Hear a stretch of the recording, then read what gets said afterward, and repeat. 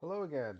My name is Michael Martin, and I'm continuing videos here on YouTube from my doctoral research in business administration for leadership.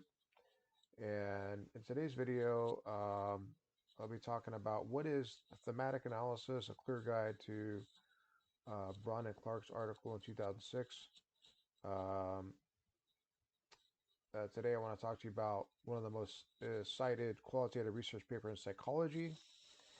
It's by Braun and Clarke, published in 2006, and it's called Using Thematic Analysis in Psychology, a standard paper that's used by business researchers as well doing qualitative research, especially interviews, focus groups, or open-ended survey data.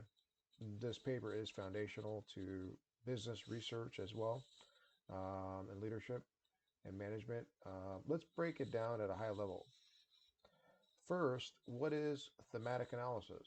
Braun and Clarke define thematic analysis as a method for identifying, analyzing, and reporting patterns or themes with qualitative data. In simple terms, you collect qualitative data, you look for patterns of meaning, you organize those patterns into themes, and then you explain what those themes reveal. That's that's thematic analysis.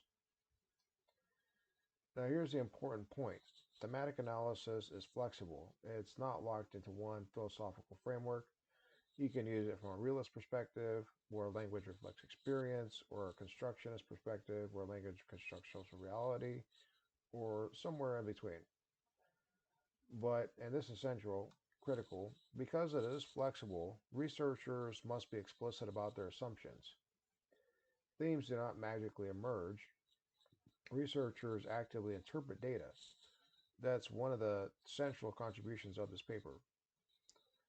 Now let's talk about the most practical contribution, the six-phase process. This is what most people remember. Phase one, familiarization. You immerse yourself in the data, you read and reread transcripts, you begin noting initial ideas.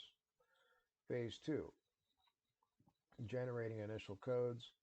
You systematically code interesting features across the entire data set. Coding means tagging segments of text and relate to your research question. You're organizing raw data into meaningful units. Phase three, searching for themes. You begin clustering codes together. You ask, which codes belong together? What broader pattern do they represent? You're moving from codes to candidate themes. Phase four, reviewing themes. You test whether the themes actually fit the data. Do they work at the level of individual extracts? Do they hold up across the entire data set? You refine, you adjust, you may merge the themes, you may delete themes. This is where rigor increases.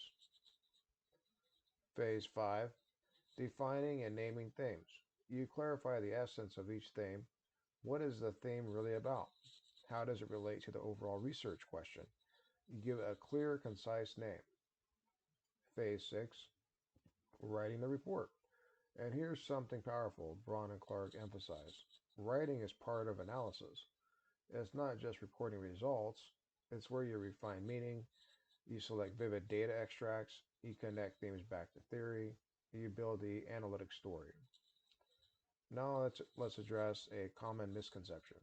A theme is not just something that appears frequently. Frequency alone does not define importance. A theme captures something meaningful in relation to the research question. Sometimes a powerful theme appears less often, but carries deep analytic weight. That's judgment, that's interpretation. They also distinguish between two types of analysis. Semantic themes, these stay at the surface, they describe what participants explicitly say, and latent themes. These go deeper. They explore underlying assumptions, ideologies, or conceptual frameworks. The distinction matters, especially in doctoral research. Now let's talk about quality. Braun and Clarke provide a checklist for good thematic analysis. Good TA is coherent, consistent, well supported by data extracts, transparent about researcher decisions, and clearly aligned with the research question. Bad TA looks like just listing quotes, paraphrasing participants, turning interview questions into themes, or presenting themes that overlap and lack clarity. Rigor matters. So, why does this article matter? Because it democratized qualitative analysis. It made thematic analysis accessible. It gave researchers a clear process. And it emphasized methodological transparency for doctoral students, for applied researchers, for practitioners conducting organizational research. This paper remains essential.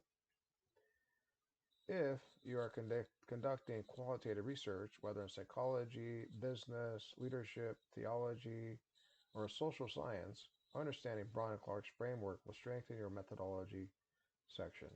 It will improve your analytic clarity, and it will increase the credibility of your findings. If this breakdown helped you, like the video, subscribe for more research, methodology insights, and in the next video, we can walk through a real example of coding and theme development step by step. See you there. And below in the description, I will drop a link to the article if you want to study more. Thanks again. Bye.